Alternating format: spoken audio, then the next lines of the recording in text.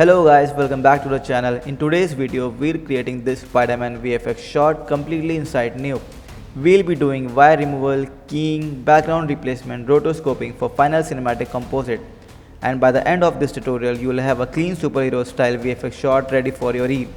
So let's jump straight into Nuke. First, I denoise the plate using a denoise node and set the denoise value to 15 to achieve a cleaner and more refined image before starting the compositing process.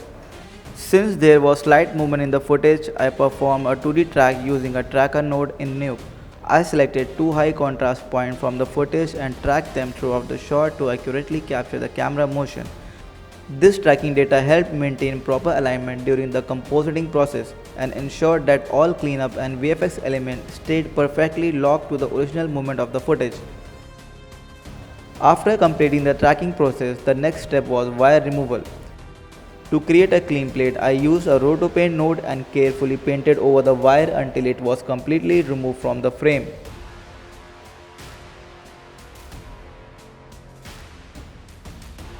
Once the wire cleanup was completed, I added a frame hold node to freeze the clean frame. This allowed me to create a stable clean plate that could be used throughout the shot. After applying the clean plate, I rotoscoped the shoulder area separately to preserve the original detail of the subject.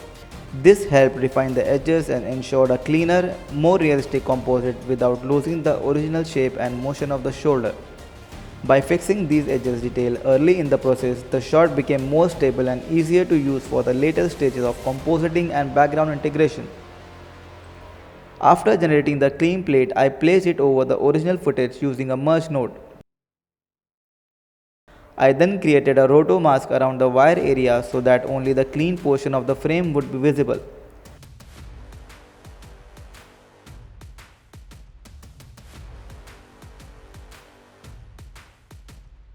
I then revealed the rotoed shoulder portion over the clean plate to restore the natural edges details that were affected during the wire removal process.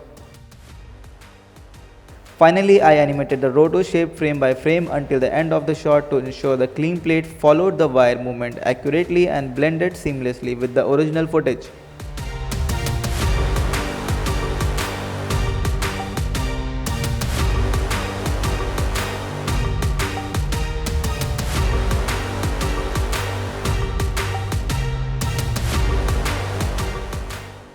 After completing the wire removal, the next step was to separate the character and foreground elements from the original background so I could place the DMP in the background. To extract the foreground elements, I used a keyer node. While analyzing the footage, I noticed that the blue channel provided the highest contrast between the subject and the background. So I used the blue channel inside the keyer node to generate a cleaner matte, which made it easier to separate the character and foreground elements from the background. This process helped achieve a more accurate foreground extraction while preserving important details around the subject for the final composite.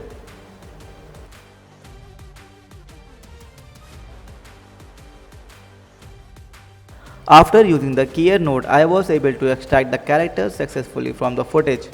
However, some of the surrounding buildings areas were appearing as a soft and semi-transparent matte, which caused loss of detail in the foreground extraction. To fix this issue, I created a separate roto for the building section that needed to remain fully visible in the composite. I then used the roto shape to fill and strengthen the alpha in those areas, ensuring the building retains solid and clean edges. This helped create a more accurate and stable matte, preserving both the character and the important foreground elements for the final background replacement. After creating the final alpha for the foreground extraction, the next step was to remove the unwanted elements from the footage. To clean up these unnecessary areas, I used roto nodes to create garbage mats around the unwanted portions of the frame.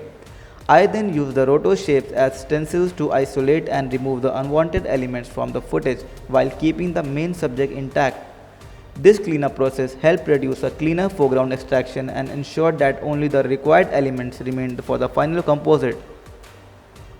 The next step was to add the DMP as the new background for the shot. I imported the DMP into Nuke and placed it behind the extracted foreground elements. To match the resolution and composition of the original footage, I added a reformat node and adjusted the DMP accordingly.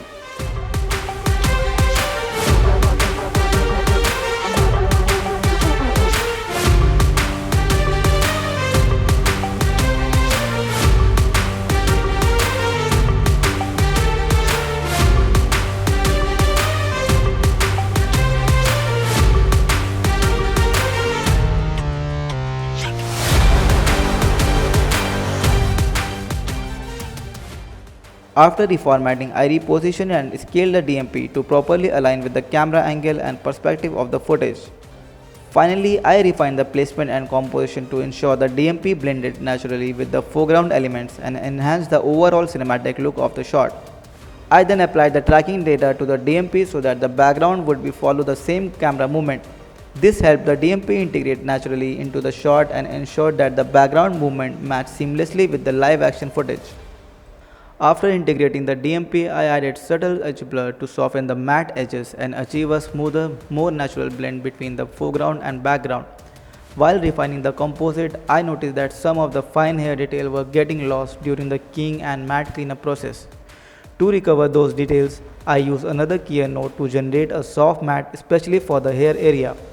I carefully isolated the hair information from the original footage while preserving the soft transparency and fine edge details.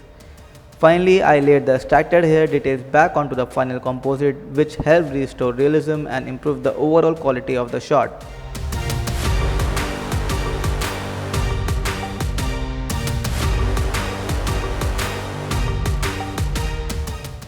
After restoring all the fine details in the composite, I noticed unwanted white edges appearing around the subject. To fix this issue, I used a plugin called Kill Outline inside Nuke. The Kill Outline plugin helped remove both white and black edge fringing instantly, resulting in cleaner and more natural matte edges.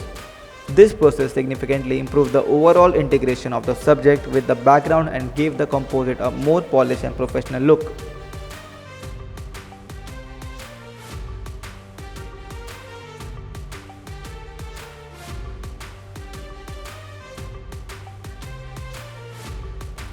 And that's how we created this complete Spider-Man shot inside Nuke, starting from wire removal and clean plate creation all the way to keying, rotoscoping, DMP integration, edge refinement, and final compositing. This shot involved multiple professional compositing techniques that are commonly used in real production workflows, and hopefully this breakdown gave you a clear understanding of how these shots are built step by step. If you found this tutorial helpful, make sure to like the video, subscribe to the channel and comment down what VFX tutorial you want next. Thanks for watching and I'll see you in the next one.